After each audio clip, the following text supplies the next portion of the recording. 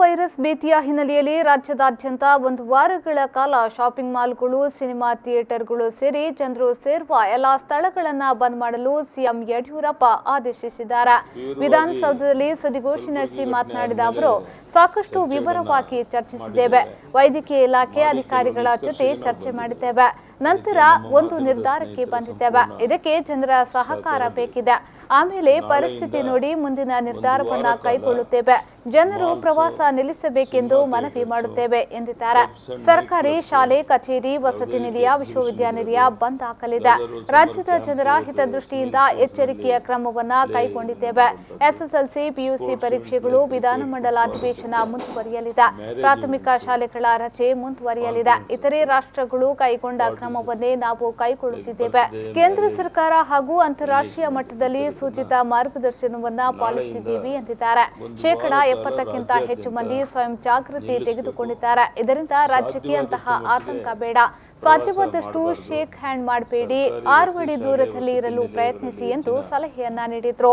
ಖಾಸಗಿ ಸರ್ಕಾರಿ ಆಸ್ಪತ್ರೆಗಳಿಗೆ ಮನವಿ ಮಾಡಿದ್ದು ಸಹಕರಿಸಲು ಒಪ್ಪಿದ್ದಾರೆ. ಇಂದಿನ ಸಭೆಯಲ್ಲಿ ನಾವು ಸಾಕಷ್ಟು ಮುಂಜಾಗ್ರತಾ ಕ್ರಮದ ಸೂಚನೆಯನ್ನ ನೀಡಿದ್ದೇವೆ. ಈಗಾಗಲೇ ಸಮಾರಂಭ ನಿಗದಿಪಡಿಸಿದವರು ಸರಳ ಆಚರಣೆಗೆ ಮುಂದಾಗಬೇಕು ಎಂದು ಸಲಹೆ ನೀಡಿದ್ರು. ವಿವರವಾಗಿ ಕಲಬುರಗಿ ಘಟನೆ ಆದಮೇಲೆ ಚರ್ಚೆಗಳನ್ನು ಮಾಡಿದ್ದೇವೆ. ಮಾಡಿ ಕೆಲವು ನಿಷ್ಕರ್ಷೆಗೆ ನಾವು ಬಂದಿದ್ದೇವೆ. ಅದಕ್ಕೆ ನಮ್ಮ ಮಾಧ್ಯಮದ ಸ್ನೇಹಿತರ ಸಂಪೂರ್ಣ ಸಹಕಾರ ಬೇಕು. ನಾಳೆಯಿಂದ ಒಂದು ವಾರ ಕಾಲ malls, cinema theatres, pubs and night clubs, ಯಾವುದೇ ರೀತಿ ಎಕ್ಸಿಬಿಷನ್ ಇದ್ರದು, ಯಾವುದಾದ್ರು ಸಮ್ಮರ್ ಕ್ಯಾಂಪು ಅಥವಾ ಸ್ವಿಮ್ಮಿಂಗ್ ಪೂಲ್ಸ್ನಲ್ಲಿ ಪ್ಲೇ ಮಾಡುವಂಥದ್ದು, sports events like cricket, football etcetera, marriage events, conferences, parties like birthday, marriage, engagement, ಈ ಥರದನ್ನು ನಾಳೆಯಿಂದ ಒಂದು ವಾರ ಕಾಲ ರಾಜ್ಯಾದ್ಯಂತ ನಿಲ್ಲಿಸಬೇಕು. ಸಾಧ್ಯವಾದಷ್ಟು ಮಟ್ಟಿಗೆ ಪ್ರವಾಸ ಮಾಡಬಾರ್ದು. ಸರ್ಕಾರಿ ವಸತಿ ಶಾಲೆ, ವಸತಿ ನಿಲಯಗಳಲ್ಲಿ ಹೆಚ್ಚಿನ ಕಾಳಜಿ ವಹಿಸೋದಕ್ಕೂ ಸೂಚನೆ ಕೊಡ್ತಾ ಇದ್ದೀವಿ.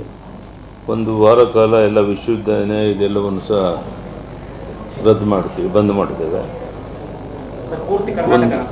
ಹೌದು, ಇಡೀ ರಾಜ್ಯದ ಇಡೀ ರಾಜ್ಯ ಇದಕ್ಕೆ ಸಾರ್ವಜನಿಕರು ಸಹಕರಿಸಬೇಕು.